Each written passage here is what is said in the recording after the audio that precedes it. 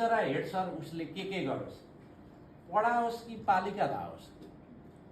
अभिभावकको गुनासो सुनोस् कि विद्यार्थीको कक्षा हेरोस्, शिक्षकको मन बुझाओस् कि विद्यार्थीको समस्या केलाओस्, निर्माणको रेखदेख गरोस् कि सिकाइ योजना कोरोस्, तलबको ताकेता गरोस् कि सिमेन्ट बालुवाको अनुपात हेरोस्, अख्तियारलाई चिठी लेखोस् कि ठेकदारको लोभ्याइ सुनोस्, शौचालयको पुवाल खोलोस् कि विद्यार्थीलाई डाक्टरकोमा लगोस्, ल्याबको धुलो पुछोस् कि पानीको पाइप टालोस्, वायरिङको तार फेरोस् कि कुर्सीमा किला ठोकोस्, मिचिएको साँध मिलाओस् कि चुहिएको छाना टालोस्, तालिम लिन भौतारियोस् कि समितिहरूको मिटिङ गरोस्,